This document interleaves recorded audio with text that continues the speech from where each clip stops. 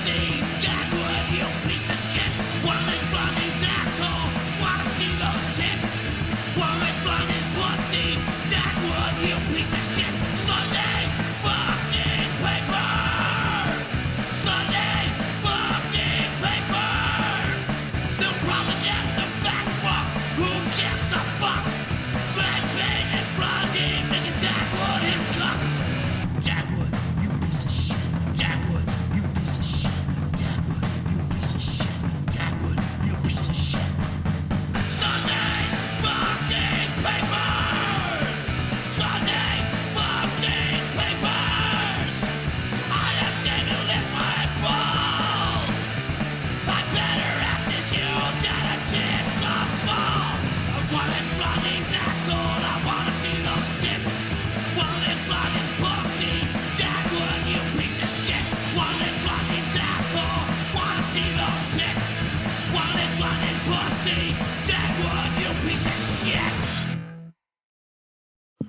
Extra, extra. Read all about it. Sunday papers, baby, coming at you.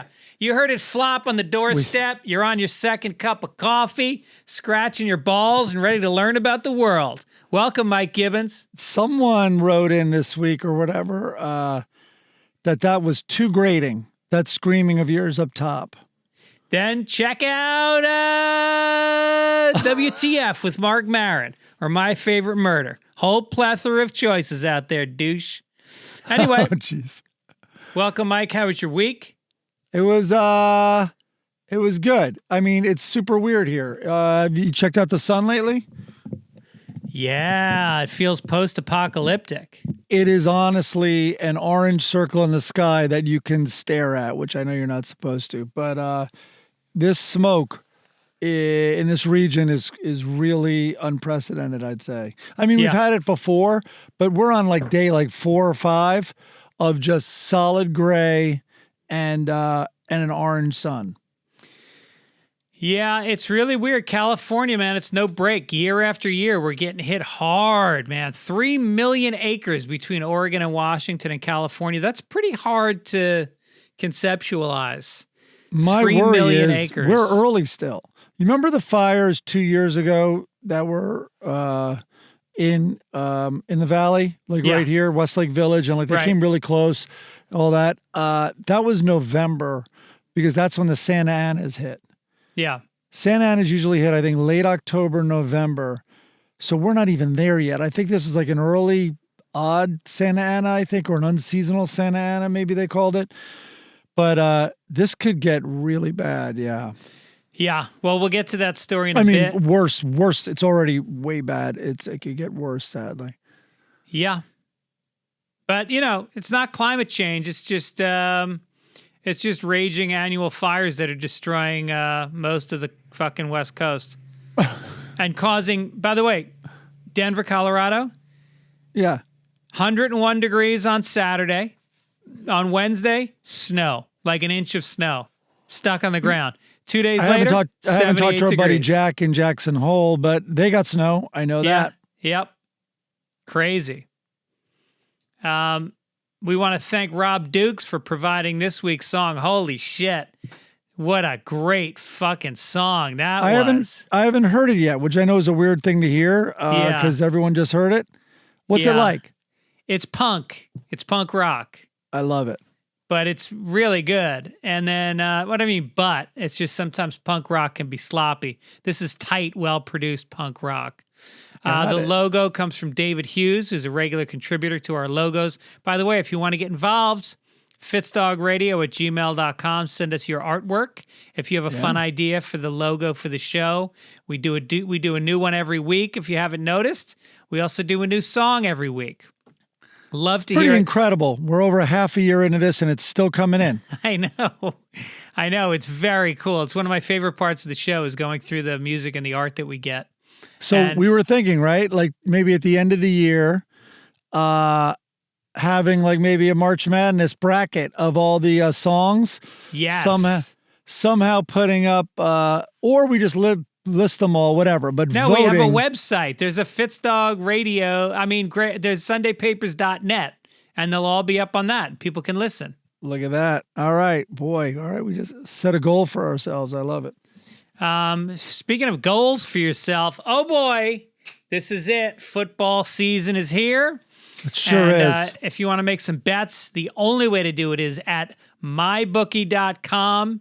They've got a winning season thing, this program. You double your first deposit. This sounds insane, but they will match dollar for dollar all the way up to $1,000 your first deposit. So I don't understand how they afford that. I don't get the business model, but I would take advantage of this company before they go out of business.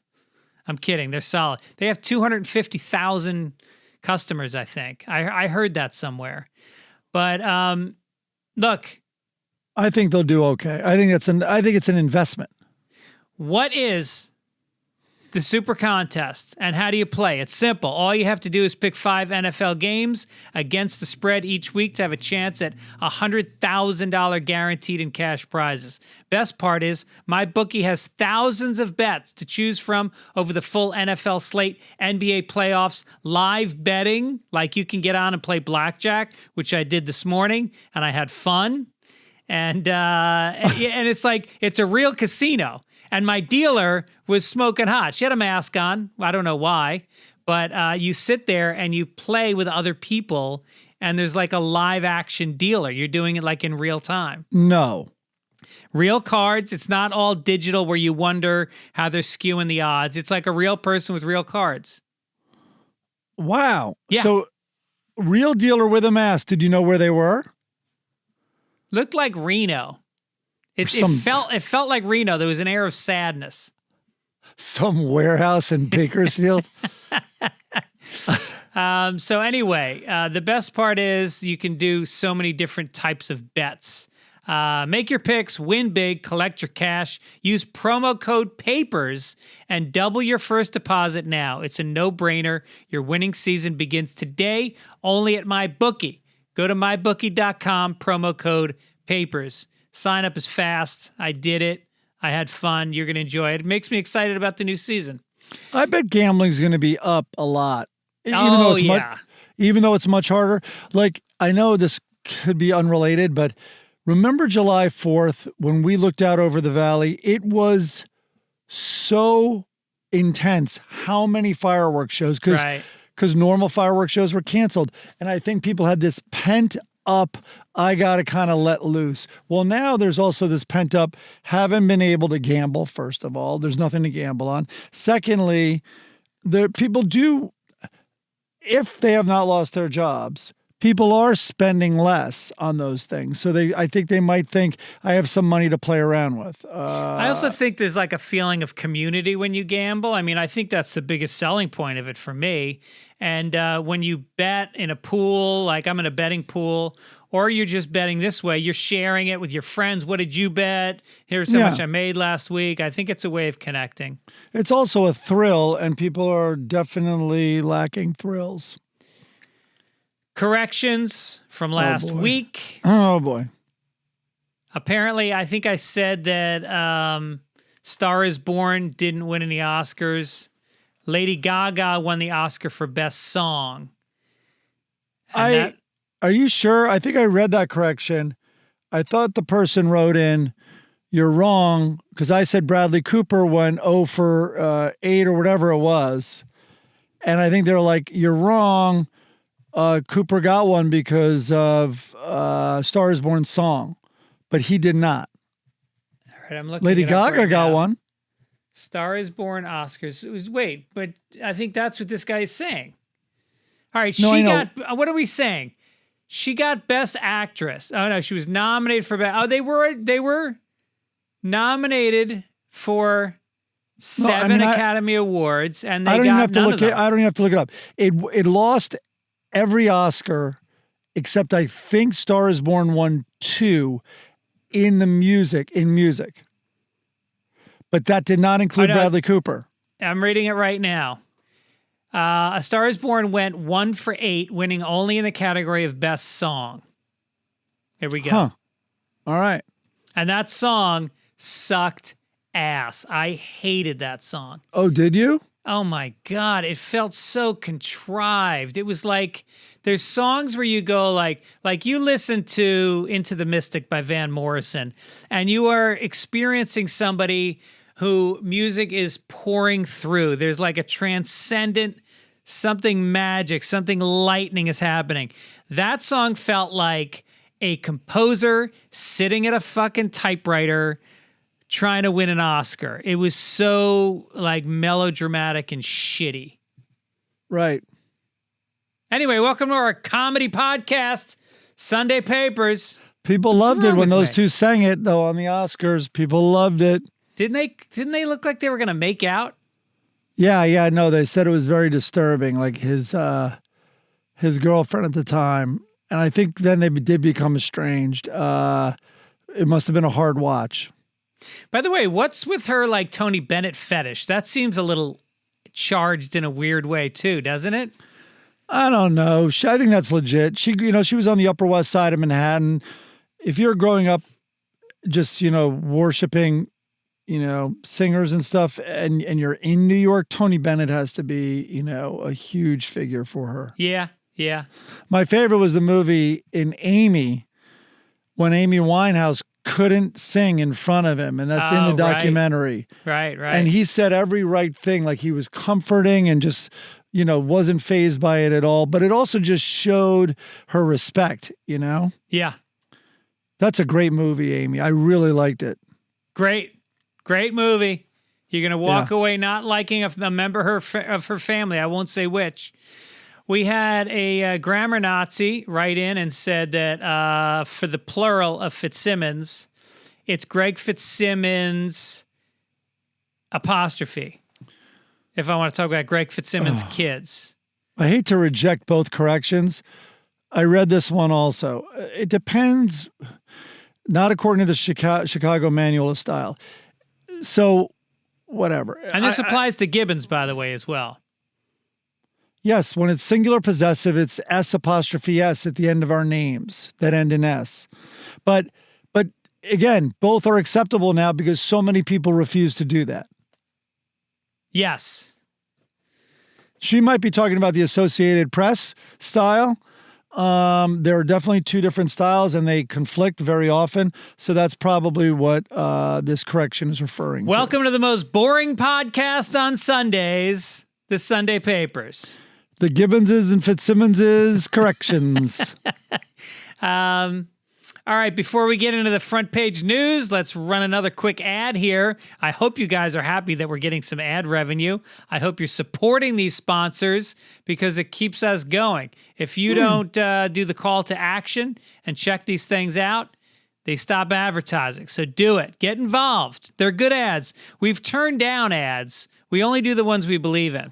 This next one is it's for software. We all use it, right? Software, if you're a company. Go ahead. Look, sometimes you're looking for a certain type of software and it's not available. I've worked in no companies, so I have no idea if that's true. Oh, no, I've been there looking for like Final Draft or Final Cut. Sure. Sometimes it's not available. If it is not available, you call TXMQ. These guys have been around for 40 years. I mean, that says something. That means they were there before technology was what it is today. And they made their way through it, grew with it. They're doing something right. Whether you're looking for a cool new application built on blockchain, which are my favorite, or if you have some ancient software you can't find support for, I have experienced that actually. Go to txmq.com/Sunday Papers. What are you waiting for? The customers include everyone from startups to Fortune 500 companies. Find out what you've been missing. Get in touch with these guys now. Go to txmq.com/Sunday Papers. These guys can build a custom solution for you or help you integrate your ancient separate systems today. They can also help you with any cybersecurity needs or even, ready for this, IT staffing. That's txmq.com/Sunday Papers. Do it. All right, let's get to the front page, Mike. There it is. Extra! Extra! We are about it extra. I don't have a newspaper again. Oh, yeah, I do. All right. You want to tell us about Oregon? That's your story, man. Oregon's on fire. But the one thing that did happen was they claimed at one point 500,000 people were forced to evacuate, and they pulled that number back because forced was the key word. But there are over 100,000, they think, who need to evacuate. And I think it's upwards of 30 or 40 already have. But Oregon is similar. And the rest to what of the we're people talking they're about. saying it's just really flu. It's the flu. What's that? And the rest of them, they're saying it's really just the flu. What do you mean the flu? Like the fireplace flu? And no, anytime they change the numbers on something. Oh, okay, yeah. No, I like that it's the flu. Like, just open your flu. That's why it's smoky. I love your improvisational skills. Even when you don't get the joke, you still make it funny. It's Mike Gibbons, everybody. Yes, and the flu was closed. But nothing funny about what's going on out here. It's crazy. No, it's really sad. I haven't looked at the maps, but I do know it was encroaching the suburbs of Portland. Yeah. So it's around there. The problem is there's two fires that are headed for each other. And if they do, they're going to trap people. And those people are going to burst into flame. Right now, there's like 7 people that are dead. I think more. No. It's over 20. It's over 20, but they're saying there's dozens that are missing. And, this is really sad. And in Portland, half the city lives in tents already. So at least their home won't burn down. They can just pack it up and go to Seattle with their cousin. Yeah. Washington has fires too now. But here's the good news. The president of the United States so clearly cares so much about residents of Portland that he's obviously going to send in the troops. Yes, absolutely. Because the fires now, because he's up day and night worried about the citizens of Portland. Even when the mayor and the governor of the state and city are like, please don't send troops. He's like, I care too much. I insist. Yeah. I care too much. So here they come. Yep. They're coming. Yep. And they're going to throw certain people of your state into the fires, and that'll fuel the fire, and we'll spread it and contain it and put up artificial lines burning hippies. And they go up pretty quick because there's a lot of grease and oil. It doesn't take much. And by the way, it'll smell like patchouli. It'll be nice. It'll be a nice change for you guys. I'm the best. I'm looking out for you. Yeah, and they're hipsters, so it'll be rotisserie style. Lots of rope bracelets. Yeah, tons of human hair. Unfortunately, that doesn't smell too hot, but we'll get it done.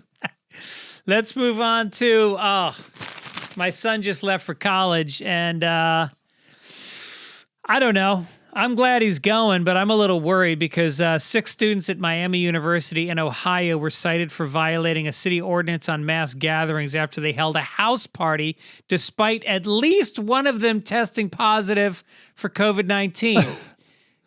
This police officer asked to see his ID. There's a thing now where he scanned the ID, and there's something in the computer that shows if you tested positive for COVID.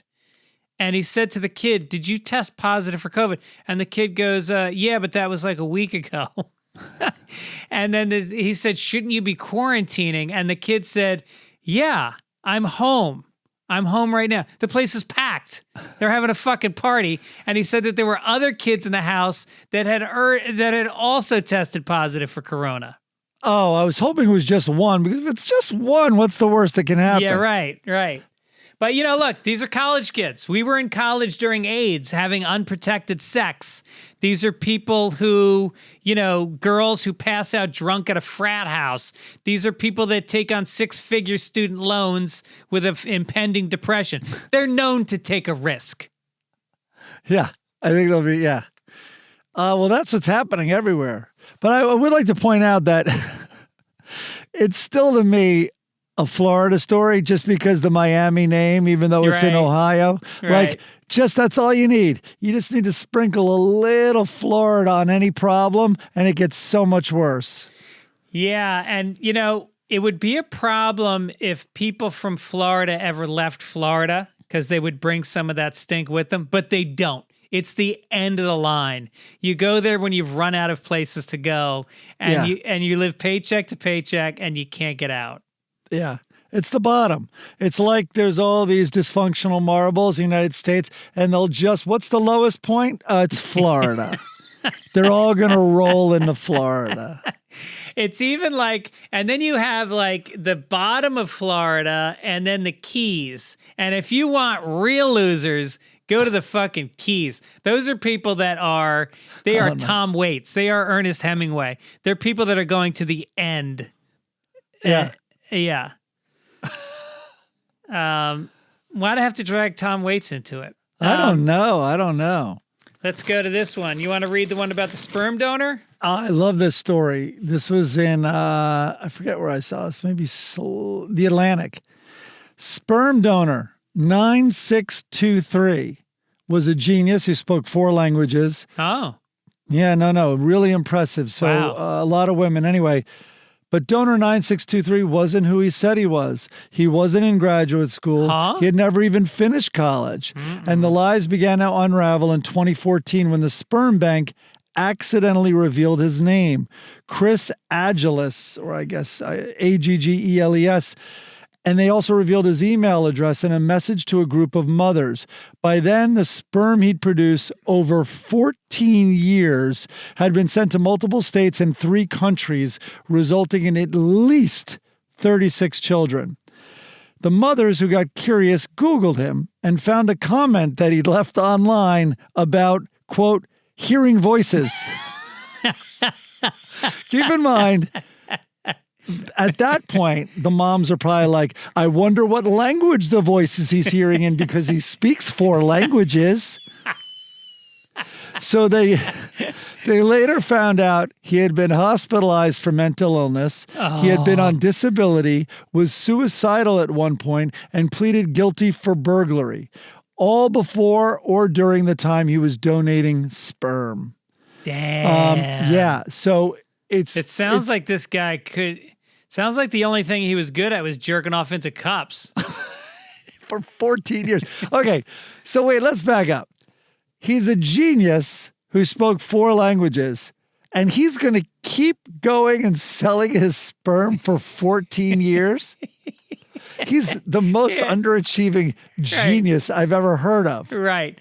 Yeah, I know. That's like whenever you hear about these Harvard, you can get some Harvard sperm. It's like, I'm guessing you're not getting the top of the class with the ones that are jerking off for $50.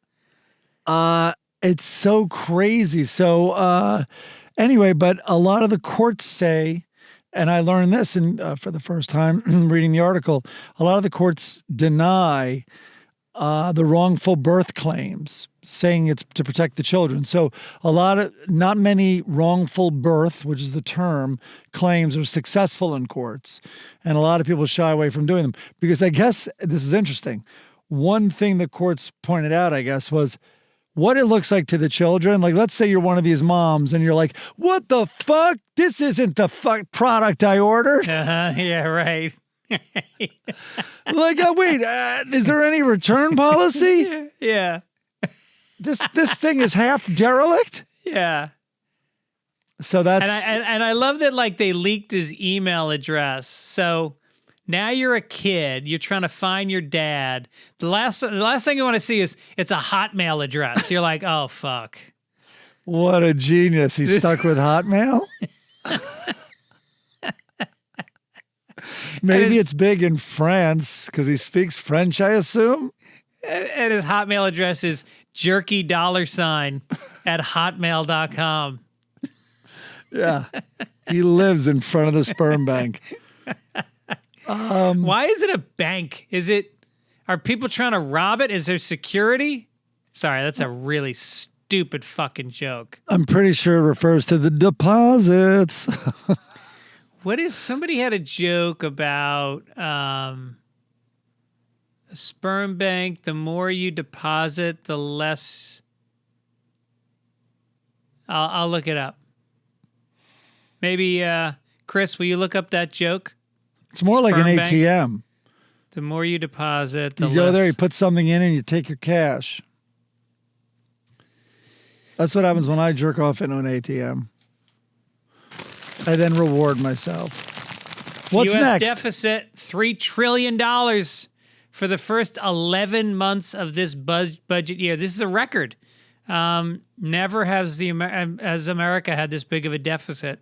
Well, Republicans, fiscally conservative. Go ahead, continue. Well, the crazy thing is, before the pandemic, the deficit was up $1 trillion, and they blamed that on the tax cuts that that Trump put into place, and that because of the loss of tax revenue, we went another $1 trillion in debt before the pandemic kicked in.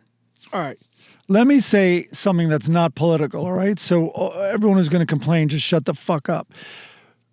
We're both from New York. We've known Trump for, every single day, you have to understand, in the papers and everything, just growing up in New York, especially we were joke writers. We would just read 4 papers a day. We've known Trump since the 80s. If you don't know this, and again, I am just talking about a businessman right now. I'm not talking about the president of the United States. The businessman Trump has a model, a financial model. He spends and goes into debt to artificially inflate his stock price, losing all of his investors' money, and then he often declares bankruptcy. That's his MO, okay? Yeah. And that's just a fact, okay? There's at least 3 major bankruptcies on his record, and he has a record of never making money for his investors in general. So this isn't a surprise to me, and you're right. Please tease out the inevitable Fox talking point that this deficit really is to be attributed to the virus, because it's not. It started before the virus. He goes into debt to put on a shiny facade, and everything is great. But if you just look behind it, it's not great. Now, in his defense, maybe Trump doesn't know that he's never made money for investors, and maybe he doesn't even know he's declared bankruptcy 3 times, because maybe, like us, he's not allowed to see his own tax returns. I don't know the rules on that. This just in. A sperm bank is the only bank where you make a deposit and lose interest. Oh, is that what it is? That was actually an SNL joke written by Alan Zweibel, because I just had Alan on my show. That's a great joke. And that was in his submission packet for when he got hired as one of the first writers on the show. That's a great joke. But with this debt, you really wonder, why are Biden and Trump fighting to be president in the next term? Oh. They're up against a deficit that's insolvable. They're up against an impending worldwide depression. They're up against a fucking pandemic. Who would be stupid enough to want to go down with that in their legacy? There's no way it's going to turn out well for them. No, both of them have an out. Trump will blame the virus, and Biden will blame Trump. Yeah, no, that's true. But it's like wanting to marry a woman who has huge credit card debt and student loans. Oh, I'm sorry. That was both of us. Happens all the time. Happens all the time. I think we both did that. Who would want to do that? And one of our countries went bankrupt. That's right. No, there was a civil war. Defaulted. There was a civil war. That's all.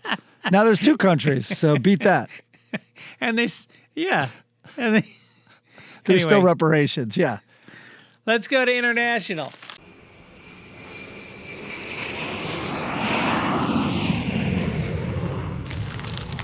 Oh boy, we look all around the world for stories. That's for the international section. Yeah. All right.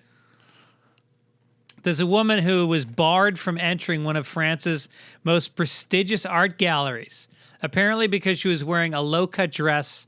And keep in mind, this is the Musée d'Orsay in Paris, which features some of the world's most famous nude paintings. So there's Right, a little no, bit of a it's- double standard here about nudity in women's breasts. So that's what it was. This was about cleavage. Yeah, they said she didn't meet the standards. They have a standard of how you should look going in there that's not you know. So museums are open, huh? That's my takeaway. You know, in New York they are. They're allowing people in museums. You know, like a lower amount, but they're open. I wouldn't be that afraid to go to a museum. I mean, it's usually the 40-foot ceilings and all that stuff. Yeah. Little galleries, I'd be more reluctant, I guess. I get it though, because maybe they want people focusing on the paintings. I know, like when I'm doing stand-up, I would like to bar women with huge cleavage from sitting in the front row because I'm looking straight down their cleavage. And honestly, I get distracted. I'll repeat a joke because I can't fucking think because I love tits and I'm sick of my act. So what's my You're choice? so in the moment, you must address that sometimes. I do. Yeah, I do. Yeah. But I address it, but then it doesn't mean that lets me let go of staring at them. And the thing is, I'm so sick of my act sometimes that my brain has a choice. 2 big fat titties or the bit about my bumper sticker. Boy, I think the whole crowd would agree with you on that one. That's an unfair fight. I would give up the bumper sticker bit in that moment 10 out of 10 times. By the way, I just put one of those up online. Are you watching my stand-up clips I'm putting on my Instagram account? Yeah, I saw a really funny one with the woman who did the Ancestor DNA? Exactly. That was really funny. Yeah, I decided instead of putting out a 1-hour special, I had recorded an hour up in Portland, of all places. And since there's no stand-up, I'm putting out the clips. So go to my Instagram account and check out. I'm putting up little 1-minute stand-up clips. Nice. Let's get to this story. What do we got? Alligator bag. Woman had a $19,000 alligator skin handbag. It was destroyed by customs officials in Australia over a $50 importation permit its owner failed to purchase. A bag was seized on suspicion of involvement in illegal wildlife trade. A $19,000 handbag. It's just, never mind the alligator skin. Right. And what was the deal with it? I guess they have some kind of protections for wildlife. But why are we protecting the animal? Shouldn't we be killing alligators? Why are we protecting the one that fucking chomps on you, drags you in a lake, and spins you in circles before dragging you to the bottom? And then, but it's okay to wear the one that stands in a field chewing a cud and harmlessly staring at you. Oh, Greg, you have it all wrong. We're going to get so many letters. Did you hear Zach's story about the old piano he was bringing in from Canada? No. So Galifianakis is married to a Canadian woman. And anyway, there was a piano up there in her family, I think. No, I don't think it was anything that special, but Zach plays. And so they live in Los Angeles. And all of a sudden he gets calls from customs. And the piano is absolutely not making it through anytime soon. They have to hold us because the keys were ivory. Oh, no shit. So eventually, Zach got someone to try to deal with it who does that for a living, I guess. And then Bradley Cooper. So keep in mind, I think he had a better approach than most people could afford or could get. And they try to work it out. But finally, all explained how old the piano was and all that stuff. And he went there. And when he got there, they're like, here's your stuff. And it was the piano and a bunch of Ziploc bags with all the keys in them. No. Yep. Because they had to take them out, and that was I I don't know if the right word's contraband, but that was the material, obviously, that was at issue. But more than that, I think they had to examine it and try to determine what it was. Yeah. That's crazy. Yeah. So there's that. Huh. Yep. So, but back to our $19,000 goddamn handbag. I don't know. It's there's some instinct in me that people should be shamed who own and have stuff like that. It just seems like, I mean, if you have the money, it's your money, I guess. I don't know. I can't out-argue it. It just seems wrong to me. Of course it is. I mean, it's like, you know, living in LA and seeing the cars, and especially you go to the Comedy Store parking lot for the comedians, and there's fucking Lamborghinis and Porsches, and you're just like, you know, I show up in my fucking Prius or my Subaru Legacy Outback, and it's like, guys, I got here too. Was that necessary? What kind of big dick contest is going on in this fucking parking lot right now? And when they fly out private jet and you're on the longest security line, they're like, guys, Yeah, I'm going to get there too. Right. I'm going to get there too. Fellas. Oh, wait, it's tonight? I'm not going to get there. We're working the same gig and they didn't give me a fucking ride because I showed up in a Prius. I got to their little airstrip in a Prius. We kind of don't want you to drive out on the tarmac in that, if you don't mind. By the way, I have not washed my car in 6 months. It's so filthy. So many people have not. Exactly. By the way, I told you one of my flying private stories. I've never ever paid for it. I couldn't come close to affording that. But we were up doing a bit on NASCAR, which has a race in Napa or Sonoma. Somewhere there. So we were there kind of in the infield doing and I was the on-camera person, essentially making fun of the people at NASCAR. Anyway, we come back to the NASCAR suite, and the president of NASCAR, I forget his name, Irish guy, he's like, how'd you do? You know, do we take care of you today? And we're like, oh my God, it was so great. He's like, and the race was over, and he's like, all right, so where are you guys going? And it's like, well, I'm going back down to LA. And he's like, oh, we're going to LA too. He's like, well, you were so nice. You took care of us. You arranged a helicopter to take us out of here in Sonoma down to Oakland where we catch our flight. He's like, that's not taking care of you. Come on the private jet. And we're like, holy shit. So on the private jet, we're getting ready to go on. He's like, Mike, where do you live? I'm like, Santa Monica. He's like, that's where we're flying, Santa Monica Airport. That couldn't be more convenient. Shit. And meanwhile, I own a home at that time near Santa Monica Airport. And I was always screaming at the jets, like, you fucking rich bastards, like, because they just were so many really loud jets that had gotten pretty big. Meanwhile, I'm pulling into Santa Monica. I'm like, it's kind of quiet on the inside of the jets. So anyway, he's like, how great is this? And it's like this macho energy. I'm like, this is are you kidding me? I live like 5 blocks from here. This is the best thing ever. So we land on a tarmac. All these black SUVs pull out like some rap video.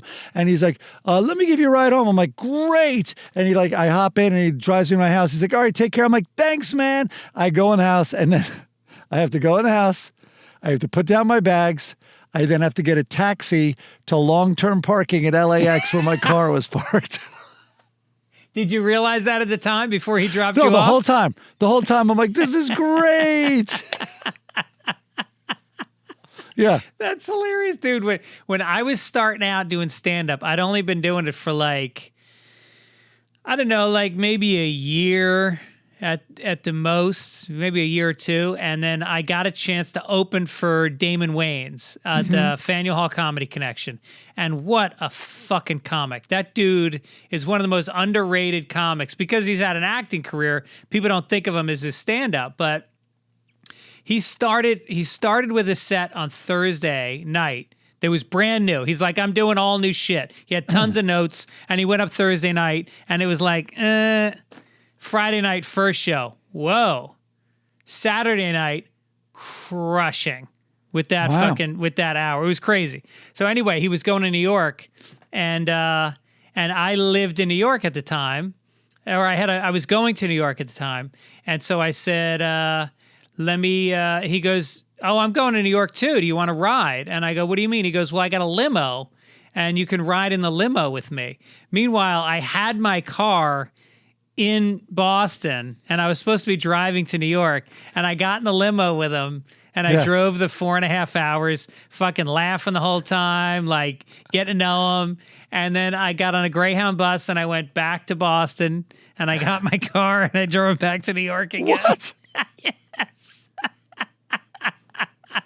I'd say worth it. I'd say worth it. Totally worth it. I'm still friends with him to this day. Yeah. He's the best. Yeah. I don't know if I ever told him that story. That's how we do though. it. That's how we do it when we go up a level. That's in right. our worlds. Those are the people that want it. All right, let's get to some entertainment, Mike, as we talk about Damon Wayans.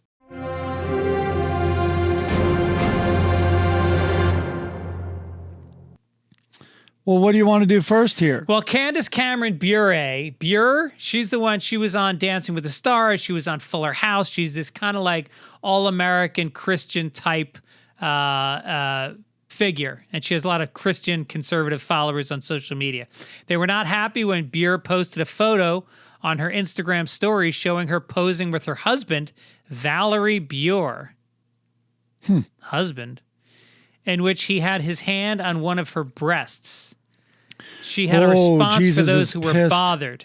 For all of you Christians that are questioning my pose with my husband's hand on my boob, my husband of 24 years thinking it was inappropriate, it makes me laugh because it's my husband.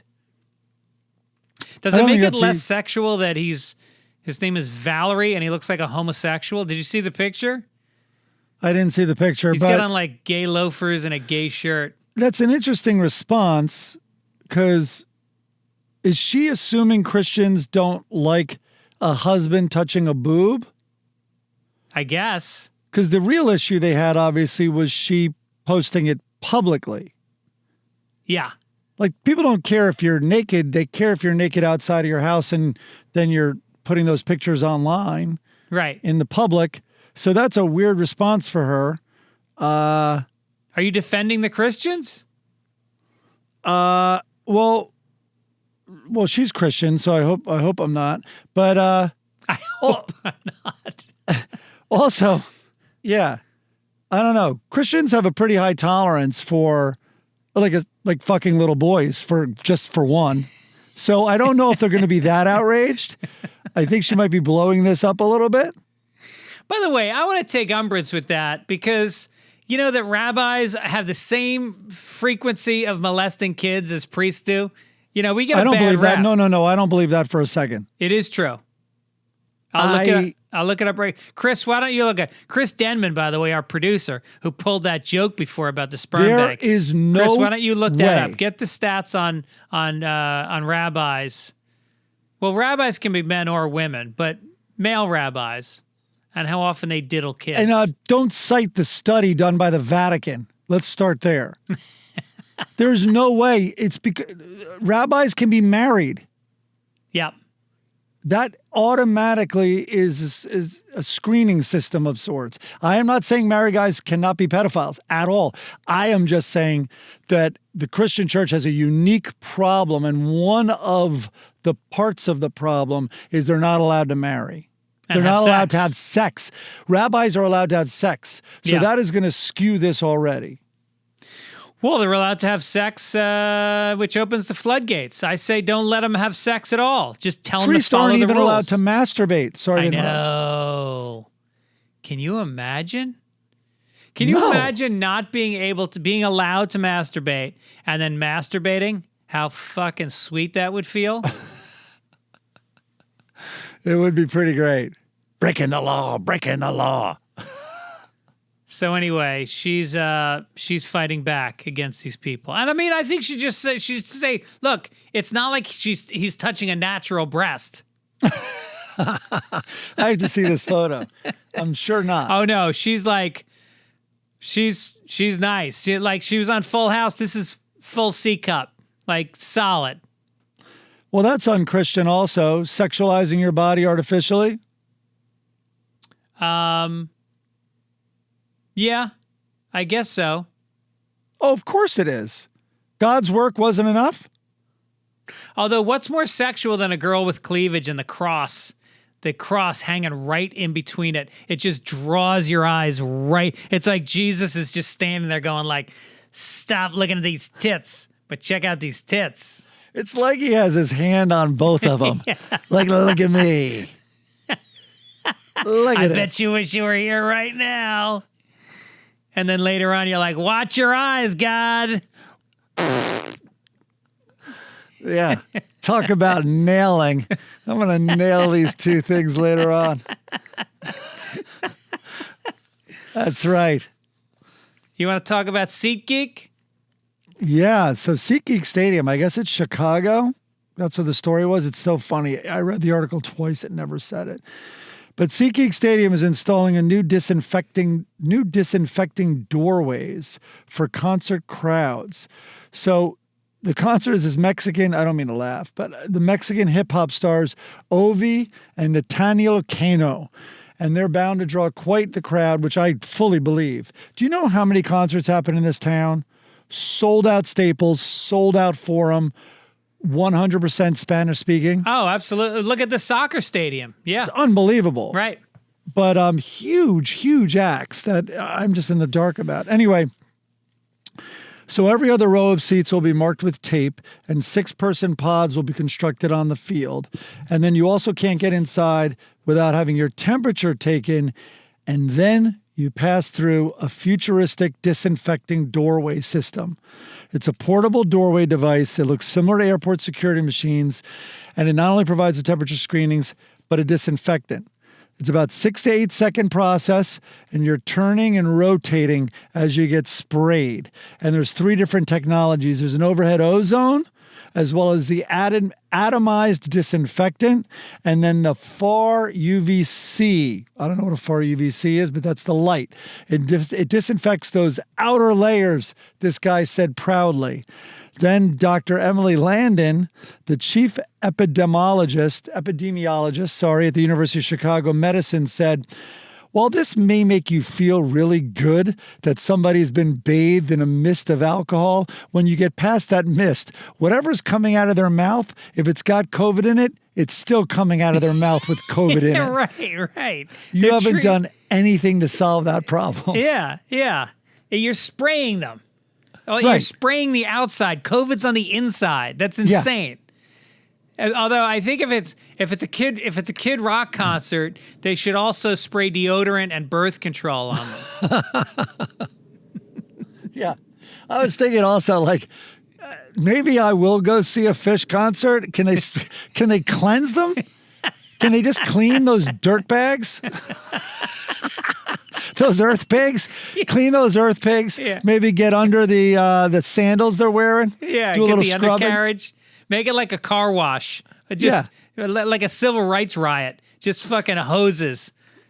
Yeah, that goes out to our buddy Bart Coleman, the biggest Fish fan I know. Listen, I love the Dead, so I've experienced it firsthand. Yeah, and it would be good if everybody was disinfected on the way in.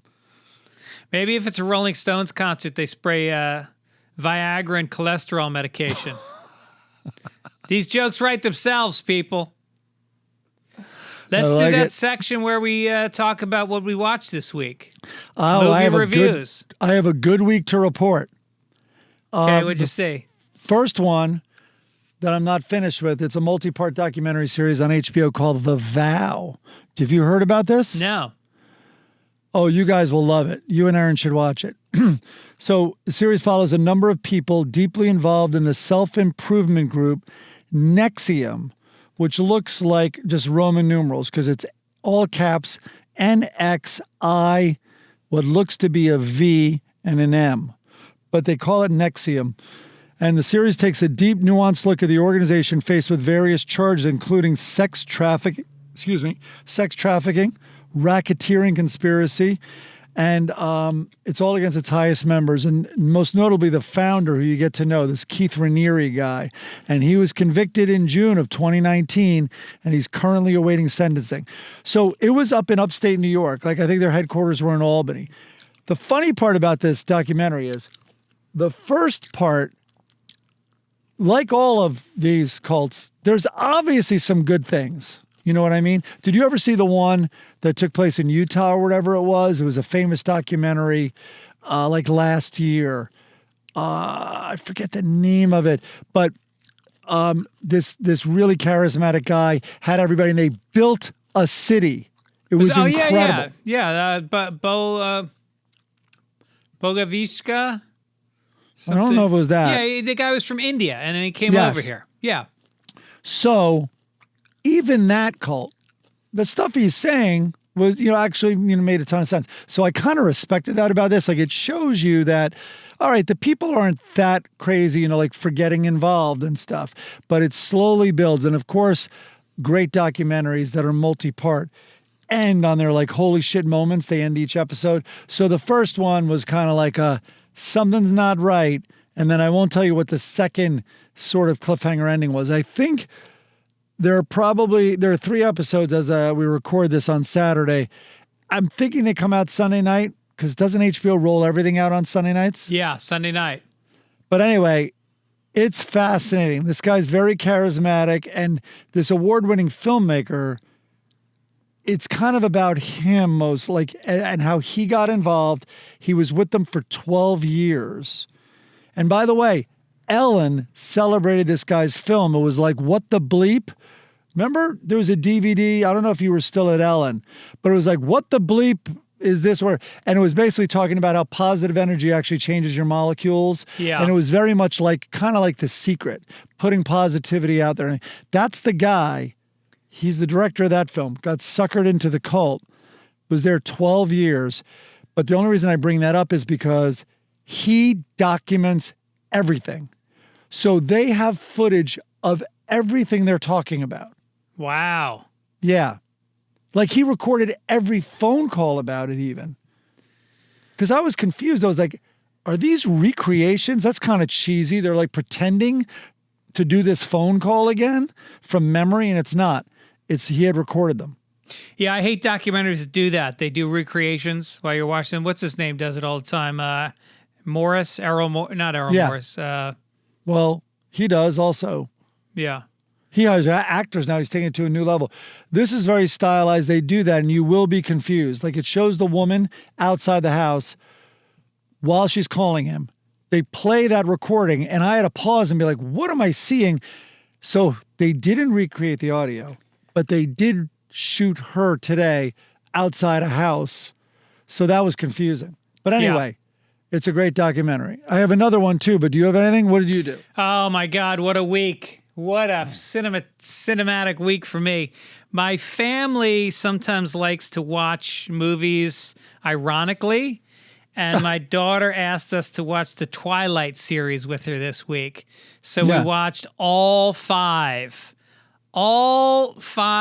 painstakingly slow fucking... Were you the one that said that you accidentally watched it on 1.5 speed? And it actually was good? No, but I've done that with podcasts I've heard and didn't realize that was pressed. It's so slow. And there's so many moments where they try to make the 2 lead characters. I can't remember. What's the woman's name who's the star of it? She's... Stewart. Yeah, Kristen Stewart. Kristen Stewart and the other guy. They have these long scenes where they're staring at each other and they touch each other's face, and I go, I feel nothing. There's no chemistry here. For 5 movies, they rely on sexual chemistry that's not there. But it is funny as shit. You know, people turn into werewolves, and there's some good fight scenes. And me and my wife, my son left for college, so it was kind of our way of dealing with the emotions of Owen leaving. So we sat next to each other on the couch for 5 nights in a row and watched these movies. It was really great. It sounds like you don't like Owen. Wow, this is really meaningful and it's packed with emotion. So I think we should put on a piece of shit and not talk to each other for 10 plus hours. That will feel like 100 plus hours. Okay, the other documentary, it's also on HBO, I believe. Class Action Park. So you must have heard of these rumors. They weren't rumors, but these stories, these legendary stories, they were passed around about Action Park, which is a water park in New Jersey. Oh, no, we 80s. used to go to it as kids. It was completely fucking insane. So the first time I heard, I of course heard about it, and I would see the ads, and I wanted to go because it really did look like, wow, that's extreme. It's like, and it was. And so then I remember the ad for it was like, oh, action park. So they had all their workers do those ads, by the way. Oh, really? And the owner's daughter is the one that made them. Yeah, you learn that in the documentary. So the first I heard about it was in the 90s. Before computers, it was, though, viral. People, I guess when we first got email maybe, but even before then, you'd hear about stories about all the injuries there. Yeah. And then when we got email, they got passed around all these written accounts of the unbelievable amount of injuries that took place at the park. Yeah. So this documentary finally comes around, and it's nuts how unsafe this park was. My parents used to drop us off there when we were like, I don't know, like 9, and they'd go to a bar across the street and they would drink all day. And they had a thing where there was different colored mats, and some of them were all day mats. They were black. And then they had different colored for like hourly or whatever. They would give us the black all day mat. And it was these Italian kids. And at the top of the tube of the water slide, you were supposed to lay down, feet first, and go down. These Italian kids would get a running start and go head first into the tube. And when you hit the bottom, which was supposed to be a small grade to give you a little bit of jump, head first going fucking 20 yards through the air into like a pool that was 3 feet deep. They have the footage of all of that. Oh, really? Oh, all the footage. It's incredible. Yeah. And who used to go there? Is his name Chris? Is it Gethard? Gethard? Oh, yeah. Well, how do you pronounce his last name? Gethard, I think. Anyway, great comic. He's in the documentary because he grew up in Jersey and used to go there all the time. Yeah. And so he talks about his experiences there. And listen, it's a little, I didn't like the tone of the documentary that much. It's like 90-minute documentary, one part. But then it takes a turn in tonal shift when things get more serious, which they do about 3/4 of the way through. But I mean, the amount, you can't believe there weren't way more deaths. You're shocked. Yeah. Did they have go-karts there also? Oh, yeah. Those really fast go-karts, right? And speedboats. And the speedboats. Oh, right. The speedboats would go through. They also had a kayaking little river. And to create the rapids, their goal was, let's make this kayaking a little more sort of treacherous and dangerous. Well, mission accomplished. They electrocuted someone to death because they installed underwater fans that created currents and rapids, but they weren't grounded. So Jersey. That's so Jersey. I So love it. It starts off with this loop, this big, you just have to see it. This big loop. I'll just give this one detail. It was a loop-de-loop, kind of like you had hot cars. Yeah. So you would get in a tube on this water slide down. You would pick up so much speed that then a giant, like 25-foot loop, you would go up and around and then get shot out forward. Yep. And it wasn't perfected. First of all, if you were too large, you couldn't go on it because you get stuck in the tube. If you were too small, you couldn't go on it because your mass didn't generate enough velocity going down to get you up over the tube, and you'd get caught. There was a hatch up top to get people out who got caught up top. But if you were the perfect size, what happened is you would go through, but you'd be sucked against the outside of the tube for so long, but then you would drop, and it was very painful. Yeah. So then they installed pads in it to prevent that. But it was still so brutal. And then they started finding that people would come out of the pads and they were all scratched up. When they'd get through the tube, they were all scratched up and bleeding. And they're like, what's causing that? There are no rivets. We made sure. And they saw that in the pads embedded were people's teeth who had fallen out when they smashed into them. And the teeth were scraping the next group of people going through. Holy shit. Yeah. And you know what's crazy is if that place opened today, sold out, people would fucking love it. They put up a good defense that this was the 80s. This is when the 80s were the last time kids kind of like what you're saying, your parents would just drop you off, that kids were unsupervised and can do whatever they want. They were outside. All these kids talked about biking there without their parents knowing. And it was also hey, listen, here's an amusement park. It can be dangerous, okay? And it can be dangerous, but you can push it, like you were talking about those kids taking the running start, or you'll be safe if you don't push it. But that's our park. And there's kind of like an interesting defense made for that a little bit. But I do know this. Tons of people would do these rides who couldn't swim. They would do the rope swing. They'd shoot out of this water slide 10 feet above water and fall in. And then if you started to drown, you were saved. This is so funny. You were saved by a lifeguard who's barely paying attention. And when you were saved, they would ask you, what happened? Like, why did I just pull you out of the bottom of the pool? And when they would say that they weren't strong swimmers or they couldn't swim, the lifeguard put a specially made bracelet on that had the initials CFS, and it was black.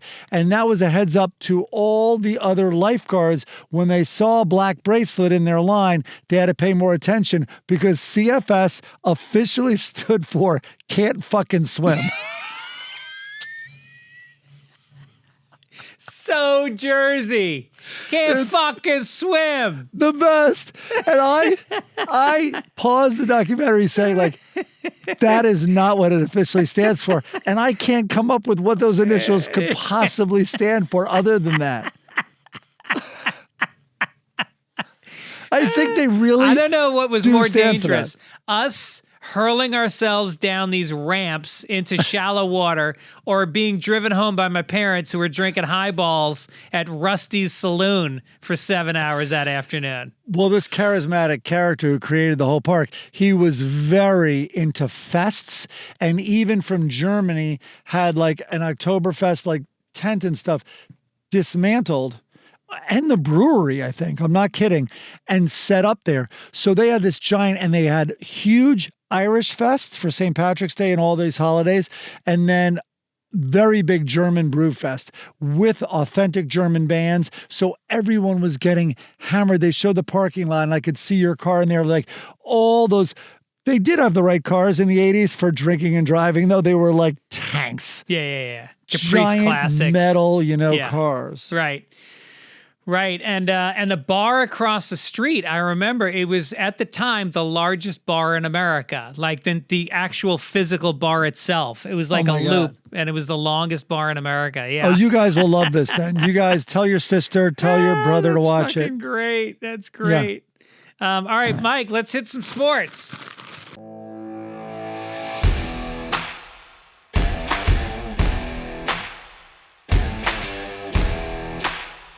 As we said, it's the sports section's getting longer and longer these days.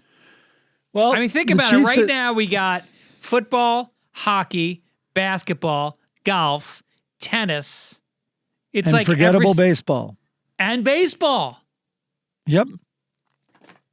And we'll see, because I could be wrong, but I think basketball is the safest in terms of COVID. Right. So we'll see what happens to the other ones. But right now, well, it's Sunday today. We have to pretend. And so I guess, whatchamacallit, are you going to watch Tampa Bay?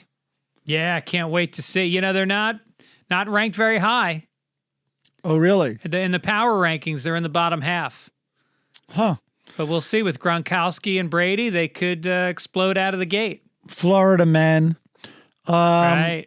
So Thursday, though, kicked off the NFL season, and the Chiefs and the Texans were booed as racial justice, the Black Lives Matter, and this headline said racial justice stand sparks outrage. So I'm mixed on this story. The exact details of what happened, I'll just read this, were debated on social media, with some claiming that the boos were lingering from the Texans re-entering the stadium. Kansas City Mayor Quinton Lucas, who is black and has attended racial justice protests, said that was just what he saw while at the game. So, I don't know, but the media has taken the story and run with it, saying that the fans, the predominantly white fans in Kansas City, were annoyed and booed. And certainly a lot of them did express that and clarified it. And one of them was the state senator. He said, because what happened was a lot of people were like, oh, what classless trash. So Republican Missouri Senator Josh Hawley said, classless trash, the left showing their usual contempt for middle America. Missouri has the best fans in the countries. Don't blame them for being tired of NFL/corporate woke politics jammed down their throats. Is it jamming it down your throats that for 1 minute people are locking arms? Is that jamming it? Is it that offensive to you that you can't just, all right, you don't have to participate, but Right. you can step back, fucking check your emails for 1 minute. Did I throw a hissy fit when everyone was wearing pink and it was for breast cancer when I'm pro breast cancer? No. Right. I just was quiet. Yep. So I did want to read this because I thought it was very well written. This guy, Ben Mathis Lilly at Slate, wrote it regarding the Josh Hawley, the senator. It takes a visionary to realize that an NFL team called the Chiefs, whose white fans do the tomahawk chop, and which is owned by one of the wealthiest oil and gas families in the country, the Hunts, whose leading scion, Clark, the CEO of the Chiefs, is a major donor to right-wing politicians, such as Josh Hawley, can be used as an emblem of woke politics because they very grudgingly agreed to recognize for a literal moment that their black players are concerned about the frequency with which black Americans are killed by police officers. Wow. So I thought that nailed it. No, I know and I read the history of the Kansas City Chiefs. The Kansas City Chiefs are actually based on a guy who had been the mayor of Kansas City. It wasn't even based on the Chiefs. It wasn't based on Native Americans. It was based on this guy who used to wear a headdress and the makeup and make fun of Native Americans. The team was named after him. So it's like, if you're gonna. Jesus Christ, I don't know. I'm tempted to dust off my Washington Redskins routine, but I'm not going to do it. So, yeah. So maybe not the best place to have the season start and to have the kind of take the temperature of these protests. But the NFL has totally co-opted it anyway. So we'll see. Again, it's kind of a tough story to report because I didn't see it. And I bet some of the boos were not aimed at that. But according to the senator, they were righteous boos. Well, we'll hear from people about it, I'm sure. What else in sports? Serena, well, by now we'll know who won the finals of the U.S. Open. But my girl, I love Serena Williams. She got knocked out of the semis. I didn't even know that. Yeah. Who beat her? This woman from like Belarus. She's real powerful, real fast. She wasn't ranked very high, and but she, as a matter of fact, I think she was not even the top 100. But she just won a tournament prior to the U.S. Open, but she had some kind of a foot injury, and then they have to take her shoe off, and you got to look at Serena's fucking foot, and it's like so mangled. They're all mangled. They're all mangled. I remember at some point Borg, who was gorgeous by all accounts, took his off, and they were just the most, they didn't have high-tech sneakers back then either, but those guys, especially tennis, and I think basketball, like there's no more sport with pivoting and running absolutely full speed and trying to stop and go the opposite direction immediately. Right. Anyway, they're all ratchet, so just defending her a little. All right. All right. Let's get to some science, Mike.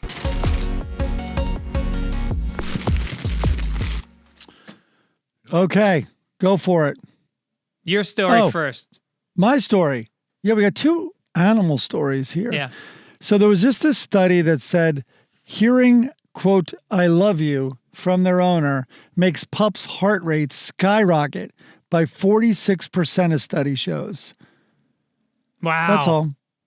Well, I think when the dog hears I love you drunkenly and with a southern drawl, that's when the heart rate really spikes and they try to run. I love you. His jar of peanut butter in his hand. Did this really need to be a study? You see the goddamn tail wagging. You don't think the heart rate's going to go up? Right. Also, right. you want to know what? Yeah. What else makes the heart rate go up? Roll up a newspaper and go, you fucking bastard. Its heart rate, I bet, beats 46% up. Yeah. I mean, if we could take all the money that's spent on studies like this and put them towards fucking malnutrition in Africa. Yeah. So ridiculous. All right, what was the elephant story? It's kind of similar in a way. There's this elephant in a zoo in Pakistan, and they were trying to move it to a sanctuary in Cambodia. Jesus Christ. Why? And so they were having a hard time, and he was unhappy. And so the way they calmed him down was they cheered him up by singing Frank Sinatra songs. And when the elephant heard My Way, he became much more docile and easy to work with. And it's like, I don't know, if I'm trying to work with a 10-ton elephant, I don't think you want to expose him to My Way. Maybe play U2's I Will Follow. Yeah, elephants know when to act up. They definitely have a fuse. Oh yeah, they're smart as shit. They really are. Like that. I wonder. I 100% would think singing would soothe them if they're into it. I think smart. Also, if we're trying to raise money for malnutrition in Africa, why don't we also take them? Why don't we not transport fucking elephants from one country to another? Are you shitting me? Yeah, why is it being Yeah. I have no idea, but there's no reason for it. Sanctuary sounds nice. In Cambodia, a little less nice. Right. No, that sounds more like a buffet table if you're an elephant. This is another story in science. We're in the science section. There's evidence that about as early as 7 days before an attack of a stroke, before having a stroke, there are messages sent to the brain. Huh. So you know a week before you're having a stroke that you're going to have the stroke, which is convenient. You can up that life insurance policy. Right. So you smell... Yeah. Sorry, I'm just thinking. So I called the doctor once. Did you know this? When I was working on the show, I smelt cigarette smoke. Yeah. And I assumed, because there were animators on the show, and those fat bastards smoked, and I was thinking it came through the air vent, in the building. Yeah. And I was getting it in my office. So then I Google it, and they're called olfactory hallucinations. And they're like, it could be a sign. But the interesting thing is, this is what I learned.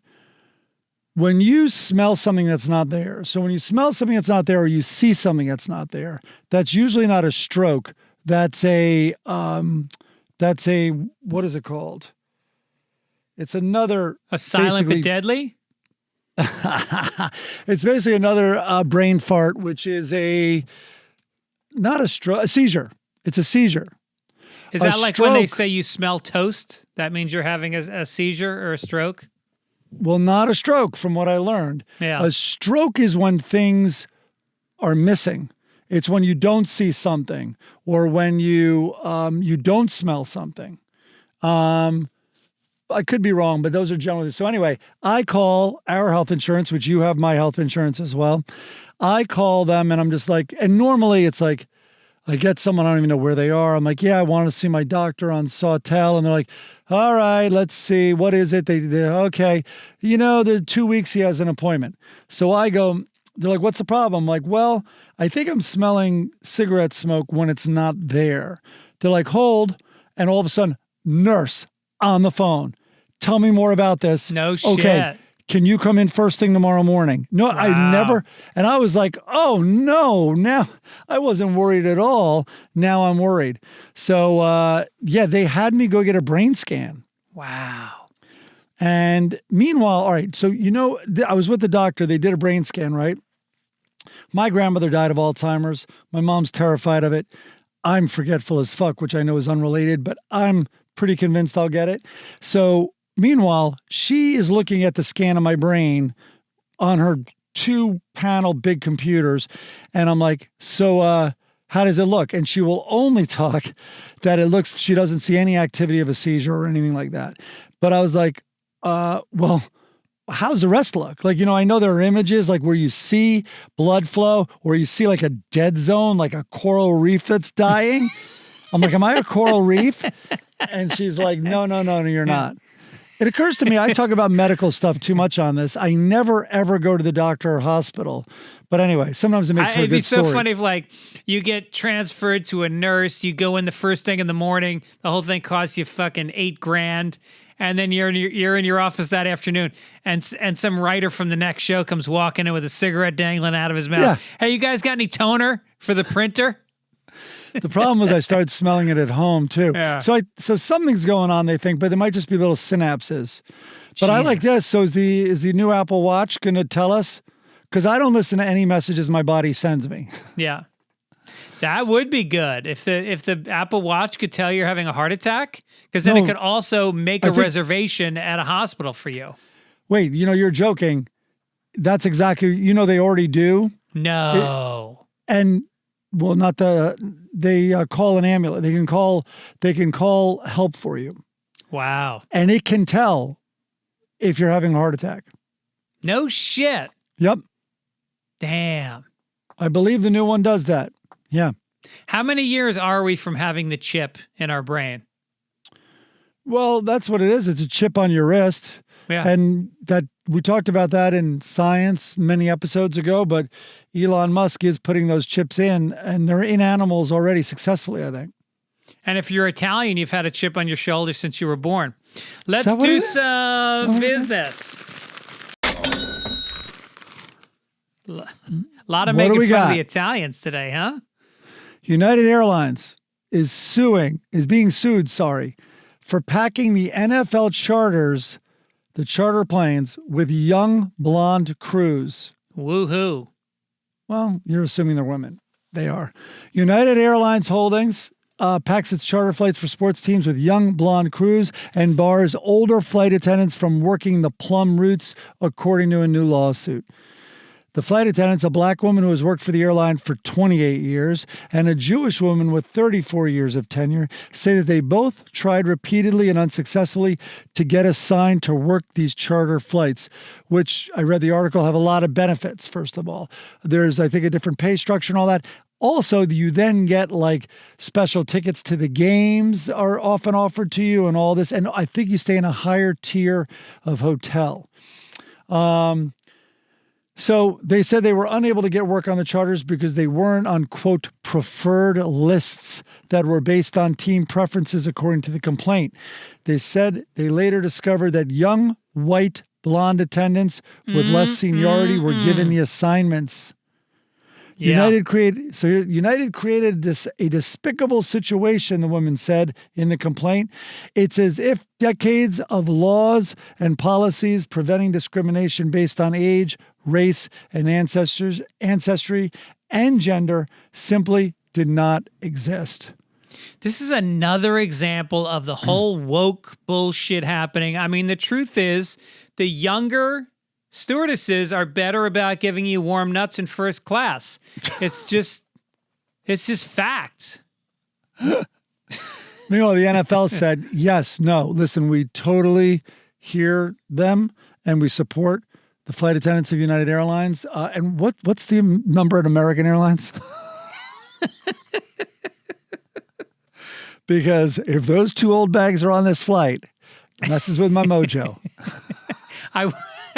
I wonder if maybe United is doing it because they get a little taste. They get to wet their beak on these paternity suits when the flight attendants get pregnant. They get a percentage. We've gone down now these young perky blondes are sleeping with them? I don't know about that. Well, they did make the bathrooms bigger on the flight, so I don't know what that means. That seems weird. My Uncle John, was hysterical from the Bronx. His whole life in the Bronx and everything. He's the one that worked on the Twin Towers and 9/11. Happy 9/11, by the way. So anyway, I remember very early on, it was probably the 80s, and there was a lawsuit against the fire department of New York. And I think it was a class action. I probably have some of this wrong, but this is a story I remember. And it was a lawyer representing Puerto Rican applicants to the fire department who were rejected. And it was because they were rejected because, according to the fire department, they couldn't carry up. They were small, too small in stature, I guess, and not strong enough technically to carry these dummies up the ladders and down the ladders. And I remember my uncle just being like, oh, great. So now look at me. My uncle was like 240 pounds and like 6'3". And he's like, oh, so great. Now this little Puerto Rican's going to win the lawsuit and he can't. Now we both fall down the ladder.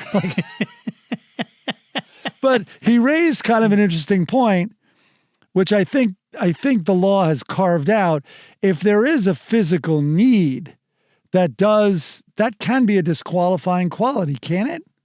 I always thought so in the military. Like the Navy SEALs have never had a woman, and Is that true? Yeah, they've never had a woman. Huh.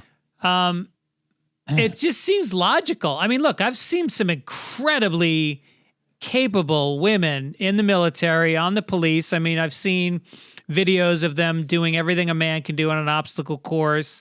Cagney and Lacey, of course. Lifting, yeah, right. Charlie's Angels, duh. Right. Melissa McCarthy and Sandra Bullock. They were fucking great. Yep. So yeah, it does say, but I always love when it's like, well, it's not fair that they're not allowed to be, in the military or whatever. And it's like, okay, how about this? How about one of the families that always hires my daughter to babysit? How about you let my son babysit? Like, we had a family call us to see if JoJo could babysit. And we said, she can't do it tonight. She has a flute lesson. Owen's available. And they went, okay, let us get back to you on that. Oh, I would have done the same thing. Because he's a rapist? Yes. Because he's a boy rapist? Good. Well, he's registered. So where's the double standard there? I would never let a boy babysit my girls when they were younger. No way. Yeah. No way. And I know that just going with women doesn't solve the problem necessarily, but I believe it solves most of it. Don't you agree? As does not having a Puerto Rican girl who can't carry a fucking 200-pound guy up a ladder. No, now he's a girl? Wait a minute. What is going on here? That sounds like not a 1970s or 80s issue. That sounds more I thought you were talking about women this whole time. No, I'm sure just that the Puerto Ricans were smaller. I'm sure that's happened since. Oh, I got you. But in the early 80s or late 70s, the first case, I think it was just regarding men. Oh, okay. Got it. Yeah. I should pay attention to the whole story you read. No. This is it's fine because ADHD Sunday Papers. By the way, it's the same issue. Yeah. Right. So, all right, what do we got? Let's do an Ask Amy. You got it. Dear Amy, my mother is adamant that, well, this is a little bit related. Dear Amy, my mother is adamant that the two sons of her recently deceased second husband attend his military funeral. One son, who she calls L, is a convicted sex offender. Ooh. My mother remarried when her and her new husband's children were adults in their 20s, 3 children each. So it's a little hard to follow. So one of them is the one writing this letter.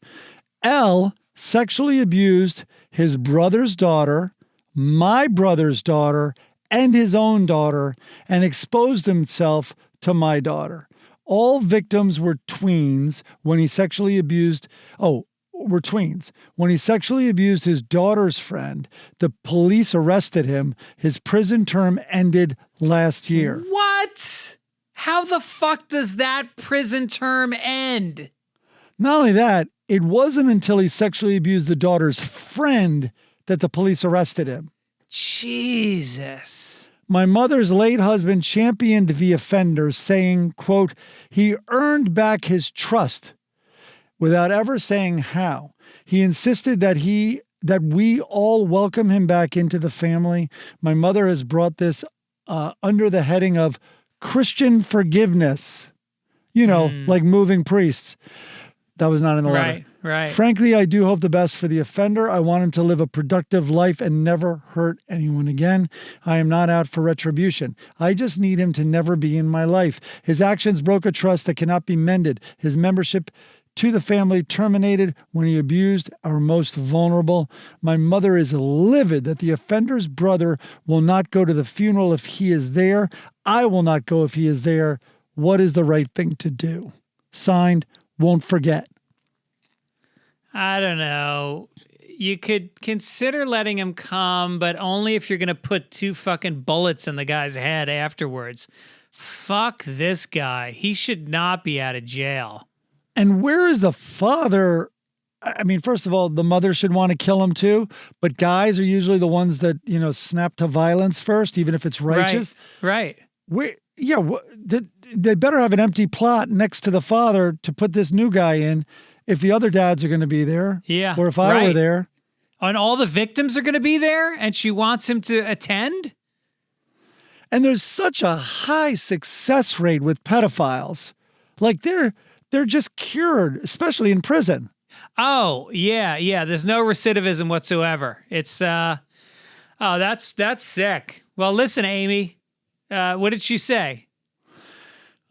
She basically said what you were saying, which is, no, she took a more of a line, which is you're doing the right thing and don't go. And she cannot be angry at you for not going. I mean, firstly, the guy shouldn't go. The family should all agree that the guy shouldn't go, I think, because he's selfishly going to do it if he knows he's going to prevent others from going. But she said, absolutely, you do not attend that. Unbelievable. There you go. Thanks for bringing up such a cheery-ass gamey, Mike. You got it. It's a good one. Let's do some listener email. All right, what do we got? First one comes from a woman named Joanne. I seem to have a crush on you two. Wait a minute, I'm married. Yeah, I don't know. I was married. Oh, that's true. Yeah, so I don't know. This seems inappropriate, maybe. Yeah, it's halfway inappropriate. You can have a crush on Mike, but why don't you just respect me as a man? Don't treat me like some blonde flight attendant. Thank you, Joanne. You want to read the one from Johnny in Comox? Yeah, is that supposed to be dirty in Comics 5? First of all, the first 4 in Comics were tanking, but I'm Bush. Man, every time I see Greg, I'm like, hey, I like that guy. So I click and start watching to only realize I was thinking about Tom Papa. I love Tom, so I'm flattered by that. But at the same time, as a fellow bald guy, I feel like it's kind of stereotyping. Maybe. I get that with Todd Barry also. I look nothing like Tom Papa or Todd Barry, but we're bald. Right. Get past it, people. And funny. And you're funny. There's also a guy on 95.5 in LA who's on the evening shift, Greg T something, and he sounds so much like Tom Papa, but he's Tom Papa's worst nightmare because the guy is so corny and so fucking lame. And I constantly record him on the radio, and I'm going to start sending the clips to Tom Papa. I already bust his balls about it. Tom's great. Does Tom do animated voices? Because his voice is so good for Yeah, I think he was in B-Movie. Oh, he did? Yeah. Oh, that makes sense with Seinfeld, yeah. Right. Oh, you want to read the next one? People have somebody wrote in when you were complaining, Mike. People have no money to buy food right now, Mike. My foot hurts. He got me. And then I was talking about this brain scan that I didn't even want. It sounds like I'm at the doctor all the time. You know me. If anything, I neglect my health issues, like my voice that you're hearing right now. At least we've become more sympathetic by talking about the times that we've flown in private jets. Thank goodness. Gentlemen, this comes from Tom Schnurr. Schnurr is a Yiddish word that means somebody who's kind of like a freeloader. Wait, I know a Tom Schnurr. Maybe this is him. I went to high school with him. Really? Yep. And I don't know if he listens, but how many Tom Schnurrs can there be? Was he kind of a leech? No. Okay. Not at all.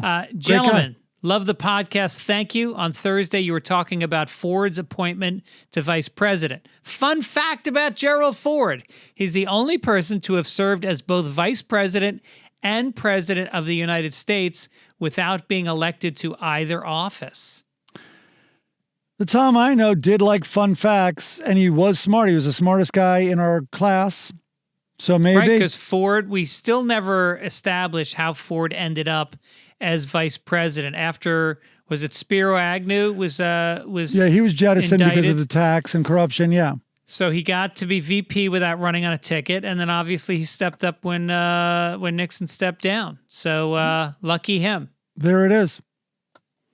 You know, the sad thing, and I know it's been talked about a lot, but, you know, he's the clumsy president, you know, and Right. Chevy Chase portrayed him as always tripping and fumbling. Meanwhile, easily one of the most athletic presidents. Is that true? Played college football for Michigan. No shit. Oh, no. He might actually be the most athletic president. I'm trying to think who else would be. Did Reagan play? He was a lifeguard or some bullshit. Who cares? That fucking guy. Yeah, who else was, did Nixon play baseball? No. George Bush Jr. and Sr. both were good at baseball. Yeah. Although George Bush Jr., which is not his name, was a cheerleader. I think. Oh, that's right. He was a cheerleader. Was he a cheerleader at Yale? Or Yeah, like he was maybe a cheerleader at Yale. high school? Oh, was he? Okay. Yep. Obama was good at basketball, is good at basketball. Sounds racist, maybe. It does. Yeah, it does. Do you think if you're black, I think Chappelle used to do a bit about like not wanting white people to see him eating watermelon. Well, I had that instinct when Obama was running and you could just hear the giant racist machine grinding up. I'm like, just play golf, please. Like, Yeah, right. don't invite the press to watch you play basketball. But maybe he outsmarted everybody because I guess that was, in a way, it could have teased them out. Like, because nobody called him on it. Right. But Mr. Liberal here apparently is the most racist because I called him out on it. That's right. We're going to do a quick obituary. This is not somebody who was in the public eye, but on a personal level.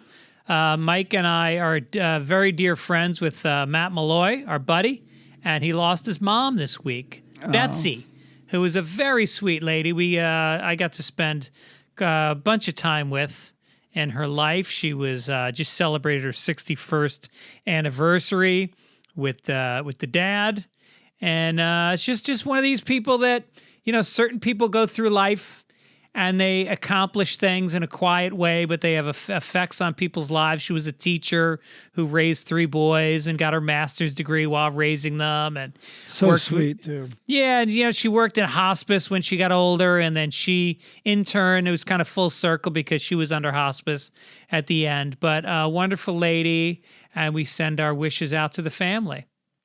Absolutely. Hang in there, Matt. Betsy Malloy, rest in peace. All right, let's do it. We always cheer up after the obituaries with some Sunday funnies. All right, let's start out with little Hager the Horrible. This one isn't. He doesn't rape anybody. He doesn't abduct any women in this one. But I just thought this was a really. Hager's just a fucking funny one. It's really well written. And so there's this couple, and they're walking away from Hager and Helga, and they look disgruntled. And Helga says to Hager, I told you to make the Olsons feel at home. I didn't say send them home. And he goes, I thought they would feel most at home if they were actually in their home.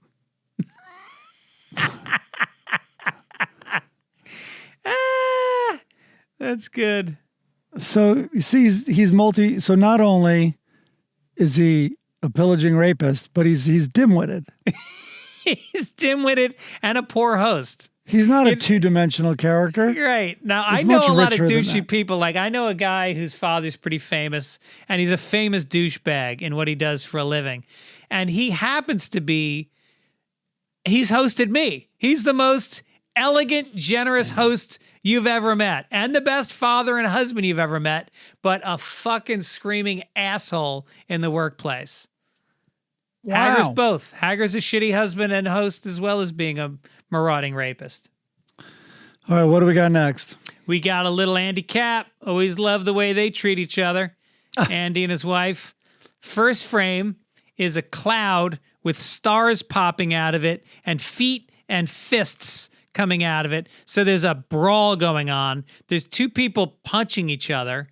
And there's a talk bubble that says, hey, look at the time. We're supposed to be visiting those new people.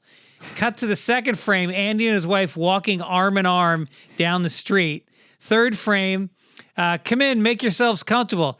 Treat it like it was your own home. And once again, cloud, fists and feet coming out of it. They're beating the shit out of each other. Kind of similar to Hager. It's yourself a home very joke. similar. Yeah. I like this one better. I like that one better. We got a little family circus, always a classic. Maybe you can help me out. I've never seen one like this. Like This one, is this conceptual? this seems like Jeff Keane took acid this week. So what it is for the listeners is there's a pizza pie, a giant pizza pie that takes up the whole circle like a clock. So you're seeing this pizza pie like a clock. It's just, and then there's one slice out. And behind that one slice, kind of like a window, you see the mom's face. And the quote underneath it is, Billy, I told you not to touch the pizza till the others got here. So weird. But let's say it wasn't even a weird drawing, because now he's just shitting in the drawing as well as what's written. Yeah. But like, let's say the drawing wasn't challenging and it was, she finds a piece of pizza on the kitchen counter. And so that's what this comic is. Billy, I told you not to touch the pizza till the others got here. Like, the kid ate a piece of pizza. Yep. So at what point in the creative process is that not eliminated? For everyone else, first of all, it wouldn't have been a thought. It wouldn't have even been a thought that needed to get rejected. Right. It would have been like, oh, that was just a thought that is nothing to do with my job or my responsibilities right now. Like, that's a thought that people eat things before they're like a birthday cake, or, oh my God, did you have a piece of the wedding cake? That would be funnier probably before the bride and groom. But, so that doesn't even, so then you have to be like, oh, silly me. My brain was actually processing this non-thought as something I could use in my work, which would elicit sort of an emotional reaction, like a laugh from the reader and viewer. No, like, as comedy writers, you are told, because people talk about writer's block, and the way you don't have writer's block is you vomit out the first draft. You literally, I'll sit down with a piece of paper, or, on my screen on my computer, and I just type. Shit, garbage. Yeah, you did today. I saw some of it today. That's right. We use a Google Draft, and I actually get self-conscious about that because I write stuff that I delete, and I know Mike's judging me. No, I'm kidding. But no, and then you take it out. But he literally, that's what he puts out. He doesn't. Then I literally will get rid of 90% of what I first write. Yeah. I mean, maybe it's an incredibly coded subconscious message to himself, like, oh no, Jeff, is it Jeff we think did it? Oh no, Jeff, you gave the first piece of shit slice to the readers. That wasn't for them. That was supposed to be held back. And when they get here, we'll have a piece of pizza that's ready and worthy of them reading it. Oh I get God. the sense Jeff Keane perhaps hates his fucking boss and is locked into a multi-year contract he's trying to get out of. Well, now I like Jeff Keane. I like that spin on this. Yeah. Like I'll show them. Before Yeah. we do Blondie, I want to read a piece of email that we got. This is my friend. This is from a guy named Lawrence Tarpey. My friend Frank Cummings, who passed away in 2014, drew the Blondie comic strip 6 days a week for years. Dean Young, creator Chick Young's son, inherited the strip. Talk about being born on third base. Dean and his daughters write the strip now. Not a bad gig. For years, Blondie was the second most syndicated strip in the world, right behind what? Don't say it. Family Circus. Oh my God. That's amazing that you knew the guy. I want to know more. I want to know what this guy was like. Was he perverted? Was he a beautiful man? What else did he draw? I want to see his other drawings. If he could draw Blondie, this guy was on to something. Speaking of which, She's hot. Blondie. This is a eight panel strip, so stay with me. Dagwood is standing in pajamas that have donuts on them, while his lovely wife is already settled into bed with her back to him. He says, "I'm sure I remember." She says, "No, I don't think so." He says, "It was exactly 3 years ago, but on a Monday." She says, 3 years ago, Sunday afternoon. He says, "Honey, I'm positive it happened on a Monday." "No, dear, it was a Sunday in the afternoon." He says, "There's no way it happened in the afternoon." She says, "It was a rainy Sunday afternoon, sweetheart." He says, "A rainy day? No way." She suddenly turns. And as she turns, you see her right shoulder slip out from the blue cover. And with her perfect profile, she says, "Honey, can you believe we're actually arguing about such a trivial thing?" He says, "You're absolutely right. Let's drop it." He climbs into bed. She sits up. She has on a rose-colored negligee. Both straps have now fallen off her shoulders. The straps are down, yeah. They're down. They're down, and her arms are crossed across her breasts like, "Look, if you want these, just crawl in here, tiger." So then he gets in and he says, "Good night, honey." She says, "Good night, sweetheart." There is a full-armed embrace, although his hands seem to be patting her on the back the way you would your niece after she hit puberty and she has tits that you don't want to touch. And now they get back into bed, and now they're back to back. And he says, "Actually, it could have been a Sunday." And she says, "Wait, it was a Thursday. You know what this date was? It was the last time she fucked this miserable piece of shit. It's the last time she provided pussy for this fucking child of a man who wears donuts to bed." And in her mind, it was such a dark experience. It was actually raining. It was raining. And not WAP raining, not wet-ass pussy raining. No. Raining outside. That's it. Mike, we hit 1 hour and 40 minutes on the tits once again. Good Lord. It's not like we ever look at the clock while we're recording this. It just always happens. Yeah, I think so. Well, now there's football. I wonder if our listenership goes down. We'll see.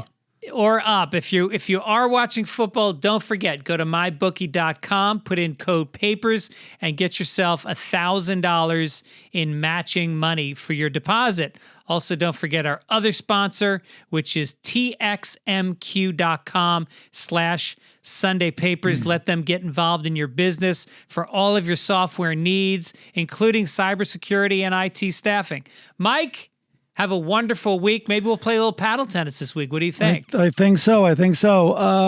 Everybody hang in there, especially if you're on the West Coast. Jeez. Yeah. And what else? Yeah, watch The Vow on HBO. I recommend it. And of course, Class Action Park. And Twilight. Get your family together. Have a couple good laughs. All right. All righty, people. Hang Take in care. Take it, wrap it up, fold the corners, throw it in the air like a paper airplane. Stuff your bra with it. Stuff your pants with it. Stuff your shoes with it. I don't know what else you do with Reread the it. newspaper. Reread it later. Put it in the attic for 20 years. And then go, holy shit, remember this? Put it on Silly Putty. Read the paper. Put the comics on Silly Putty. All right, take it easy. Take it easy.